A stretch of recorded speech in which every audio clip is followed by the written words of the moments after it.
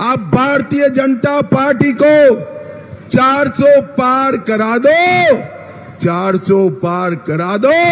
ये मुस्लिम आरक्षण रद्द कर हम पिछड़ा अति पिछड़ा को देने का काम भारतीय जनता पार्टी करेगी। भाइयों बहनों, ये सारा गठबंधन 12 लाख करोड़ का घपला घोटाला भ्रष्टाचार किया हुआ गठबंधन, और दूसरी ओर नरेंद्र मोदी जी जिन्होंने 23 साल तक मुख्यमंत्री प्रधानमंत्री रहते हुए 23 साल तक 25 पैसे का भी भ्रष्टाचार नहीं किया है, ऐसे नरेंद्र मोदी है। आरा वालों, आपके पास 2 विकल्प, 12 लाख करोड़ के घपले घोटाले करने वाला घमंडिया गठबंधन, और दूसरी ओर पारदर्शिता से गरीब का कल्याण करने वाला नरेंद्र मोदी है।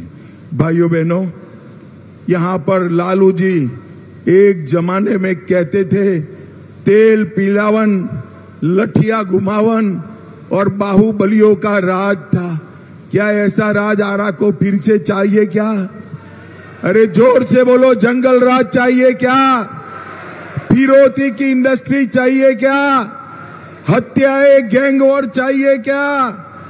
मैं आपको विश्वास दिलाता हूं कि नरेंद्र मोदी है तब तक बिहार में जंगल राज नहीं आ सकता, नहीं आ सकता। भाइयों बहनों, ये लालू जी का पूरा जीवन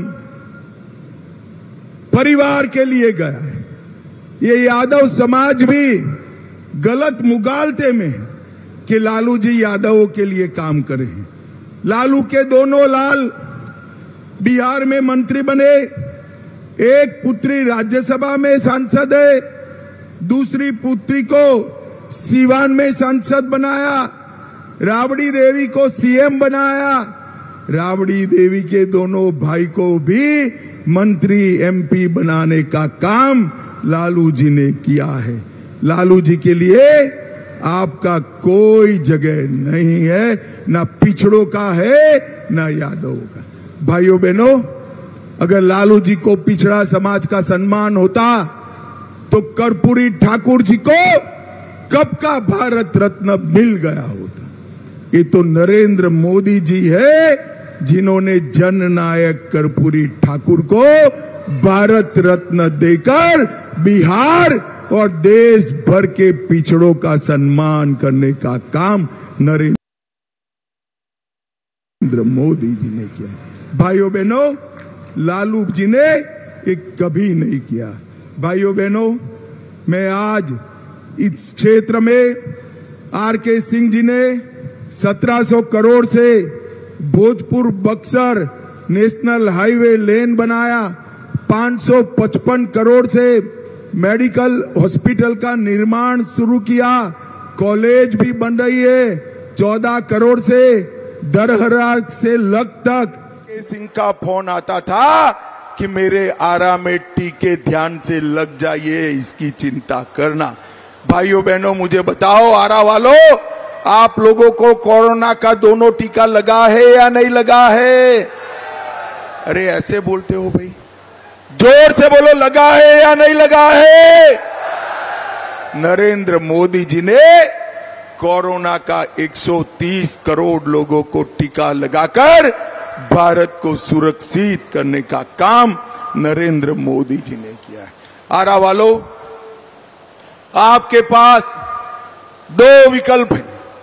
एक और हमारे आरके सिंह है जो विकास के अलावे कोई भाषा नहीं जानते हैं, और दूसरी ओर माले वाले हैं जो बंदूक के अलावे कोई भाषा नहीं जानते। मुझे बताओ किसको जिताओगे? अरे जोर से बोलो, किसको जिताओगे? नरेंद्र मोदी को फिर से प्रधानमंत्री बनाओगे क्या? जोर से बोलो, बनाओगे? कमल के निशान पर बटन दबाओगे? आरके सिंह को सांसद बनाओगे? 400 पार कराओगे? तो मेरे साथ दोनों हाथ उठाइए, उठाइए दोनों हाथ पीछे तक, विजय के संकल्प का मुट्ठी पीछे और बोलिए जय श्री राम, जय जय श्री राम, भारत माता की, वंदे वंदे वंदे।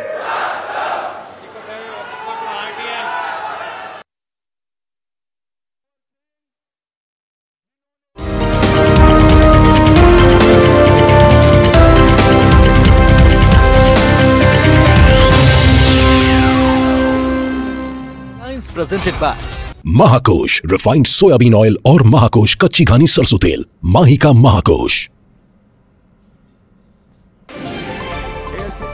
टेंडर कमीशन घोटाले में फंसे आईएएस मनीष रंजन आज नहीं पहुंचे ईडी दफ्तर, पत्र भेजकर अगली तारीख के लिए मांगा समय। नतीजे आने से पहले ही ईवीएम पर उठने लगे सवाल, कांग्रेस में ईवीएम में गड़बड़ी का लगाया आरोप, बीजेपी ने किया पलटवार। झारखंड में कल होगी तीसरे चरण की वोटिंग, रांची, धनबाद, जमशेदपुर और गिरिडीह लोकसभा सीट पर डाले जाएंगे वोट। रांची नगर निगम की अनोखी पहल, वोट देने वालों को मिलेगी फ्री पार्किंग की सुविधा, बस में सफर का भी नहीं लगेगा कोई चार्ज। झारखंड में फिर बदलेगा मौसम का मिजाज, रांची सहित कई जगहों पर तेज हवा के साथ हुई बारिश। महाकोश रिफाइंड सोयाबीन ऑयल और महाकोश कच्ची घानी सरसों तेल, माही का महाकोश।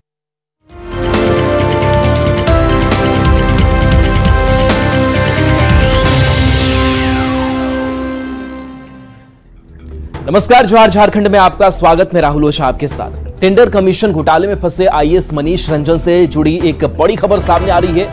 ईडी ने आईएएस मनीष रंजन को आज पूछताछ के लिए बुलाया था, लेकिन मनीष रंजन ईडी दफ्तर नहीं पहुंचे और सरकारी कर्मी के हाथों एक बंद लिफाफा ईडी दफ्तर भेजा और पूछताछ के लिए समय मांगा।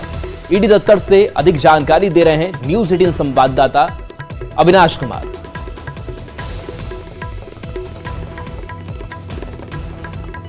आईएएस अधिकारी मनीष रंजन आज ईडी दफ्तर नहीं पहुंचे और उनके जगह पर राजस्व कर्मी अनिल कुमार यहां बंद लिफाफा लेकर पहुंचे हैं और यहां उन्होंने रिसीव कराने के बाद वो बाहर निकल रहे हैं। उनसे पूछते हैं हाँ, अब कागज क्या अंदर है, हमको क्या अंदर था? वो नहीं रिसीव करा लिया आपने? जी जी दे दिया। यहाँ उन्होंने कहा कि वो एक कर्मी है और यहाँ लेटर लेकर पहुंचे थे और यहाँ देने के बाद वो वापस जा रहे हैं। और अब मैंने जैसा कि कहा कि मनीष रंजन जो कि आईएएस अधिकारी हैं और टेंडर में कमीशन खोरी के मामले में उन्हें ईडी ने समन किया था, लेकिन वो आज यहाँ नहीं पहुंचे हैं। एक बंद लिफाफा जरूर उनका यहाँ पहुंच चुका है। उस बंद लिफाफे में क्या है, कितने दिन का समय मांगा गया है, क्या तर्क दिए गए हैं, क्या कुछ कहा गया है मनीष रंजन की तरफ से, इसका भी खुलासा होगा। लेकिन यह तय हो गया कि आज आईएएस अधिकारी मनीष रंजन ईडी दफ्तर नहीं पहुंचे। कैमरा पर्सन संजीव के साथ अविनाश कुमार, न्यूज 18।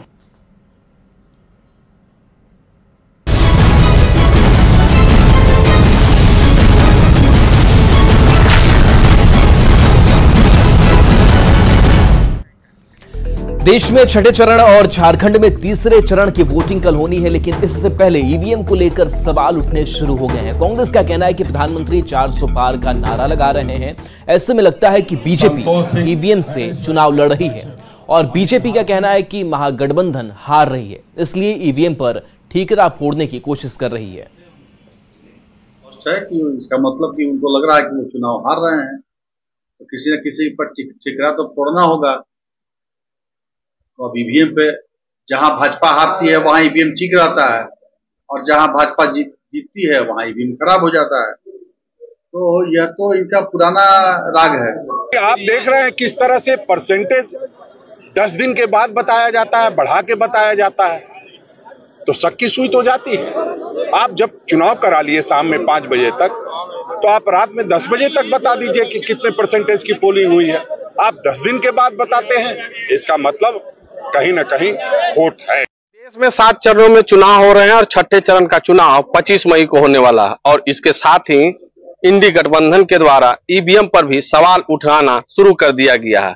एक तरफ इंडी गठबंधन प्रदेश अध्यक्ष कांग्रेस 14 सीट झारखंड में जीतने की बात कर रहे हैं, तो वहीं भाजपा के 400 नारे पर ईवीएम के द्वारा चुनाव जीतने की बात भी वह कर रहे हैं। इसे लेकर भाजपा विधायक राज सिन्हा ने कहा कि कांग्रेस प्रदेश अध्यक्ष का यह जो बयान है वह हास्यास्पद है, क्योंकि 14 सीट जीतने की बात अगर इंडी गठबंधन के द्वारा कर रहे हैं तो फिर ईवीएम पर वह सवाल क्यों खड़े कर रहे हैं। यानी अभी से ही